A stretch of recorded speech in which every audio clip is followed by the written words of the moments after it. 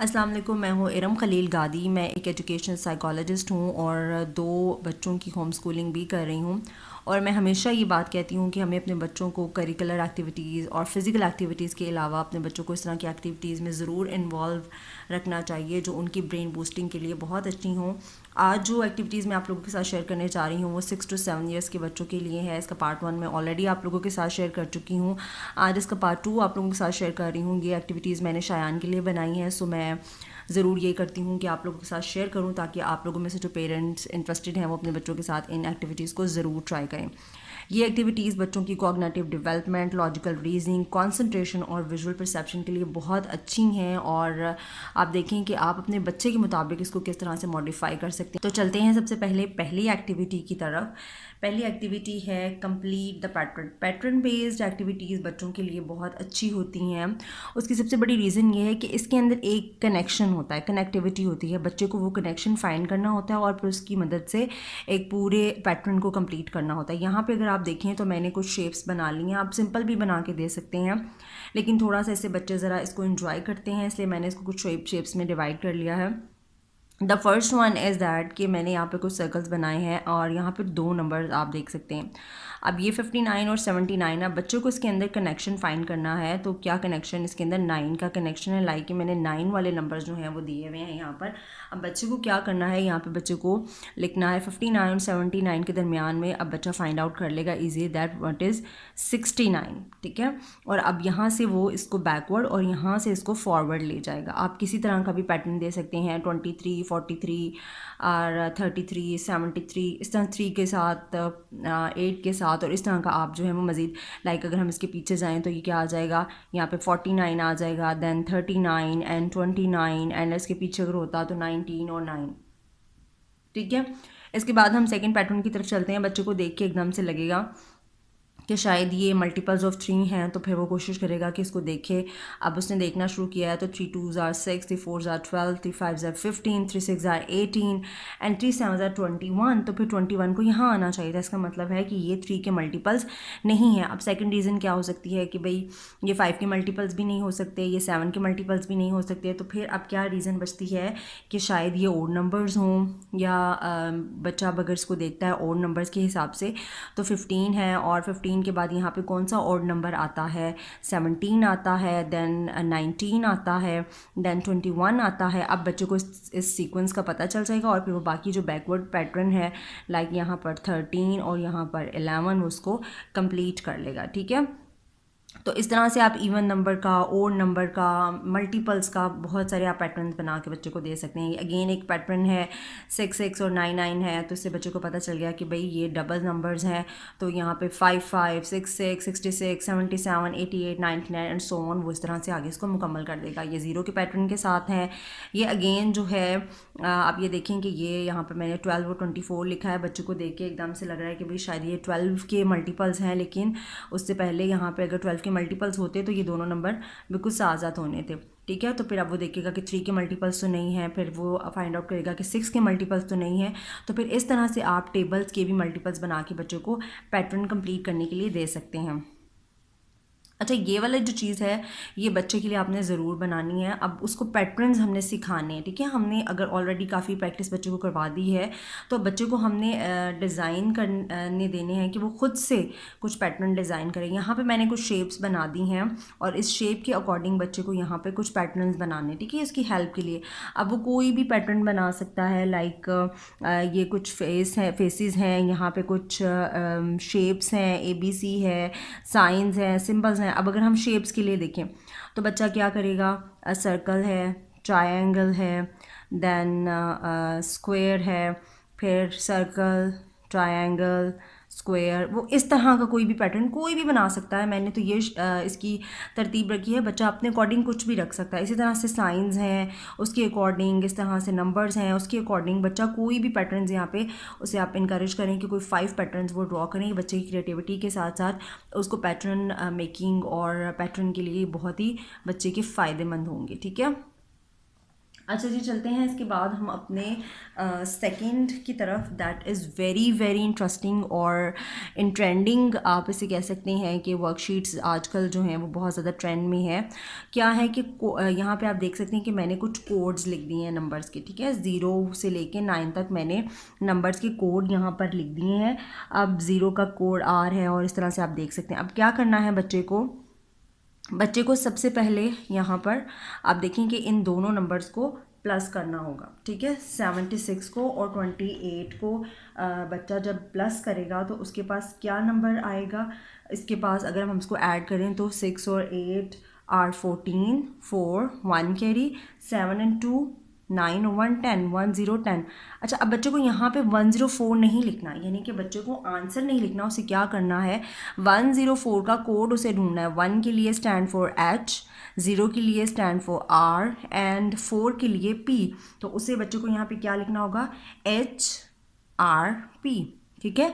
104 अगर उसका आंसर आया है तो बच्चे को आंसर की जगह पे उसका कोड लिखना होगा, एंड कोड इज़ 1 के लिए उसे H और 0 के लिए उसे R और 4 के लिए उसे P लिखना होगा, ठीक है। तो ये एक्टिविटी बच्चे की ब्रेन के लिए, बच्चे की कॉग्निटिव डेवलपमेंट के लिए, इसके अलावा कंसंट्रेशन के लिए बहुत ही ज़बरदस्त किस्म की एक्टिविटी है। यहाँ पे देखिए मैंने डिफरेंट नंबर्स दिए हैं। 90 में से हम कौन से नंबर को माइनस करेंगे कि 67 आ जाए, तो ये पैटर्न हम पहले से बच्चों को करवा चुके हुए हैं कि हम 90 में से 67 को माइनस कर देंगे तो जो नंबर यहाँ आएगा वो यहाँ पे बच्चे को नंबर नहीं लिखना बल्कि उसका कोड लिखना है यहाँ से ढूंढ के, ठीक है। इसी तरह से जैसे आप ये देखिए 7 8 आर 56, तो 8 का बच्चे को यहाँ से कोड ढूंढना है। 8 का कोड क्या है, D, तो यहाँ पे बच्चे को D लिखना है, ठीक है। अगेन हम ये वाली देखें तो आप देखें कि ये भी कोडिंग वाली ही है सेम। यहाँ पे कुछ मैंने बैलून्स बना लिए हैं और यहाँ पे मैंने again P multiply by Y। तो अब बच्चे को क्या करना है, P का कोड क्या है उसे फाइंड आउट करना है। वेयर इज़ P का कोड है 4, ठीक है। बच्चे को यहाँ पे 4 लिखना है। देन Y है, बच्चे को Y का कोड ढूंढना है। Y is 4। अब उसे इन दोनों को क्या करना है, मल्टीप्लाई। 4 5 आर 20, इसका आंसर 20 में आया है। अब बच्चे को 20 यहाँ नहीं लिखना बल्कि 20 का कोड लिखना है। 2 का कोड क्या है, K, और 0 का कोड क्या है, R, तो उसको आंसर क्या लिखना है, KR, ठीक है। वो ये रफ वर्क पहले आप स्टार्टिंग में बच्चों को कहें कि वो यहाँ लिख के रफ वर्क करे और फिर उसका आंसर लिख के आहिस्ता आहिस्ता जैसे ग्रेजुअली वो इसे यूज टू हो जाए तो आप उसको दे सकते हैं कि भाई आपने रफ वर्क किए बगैर उसको माइंड में रख के इन चीज़ों को करना है, ठीक है। इस तरह से ये भी मल्टीप्लाई का है, ये प्लस का है, ये माइनस का हमने दिया, G और Y है। तो बच्चे को G का कोड ढूंढना है। G स्टैंड फॉर 9, तो यहाँ 9 वो लिखेगा। Y फॉर स्टैंड फॉर 5, तो इसको माइनस करके हमारे पास 4 आ रहा है, तो 4 का कोड क्या है, P, तो बच्चे को आंसर इसका क्या देना है, P, ठीक है।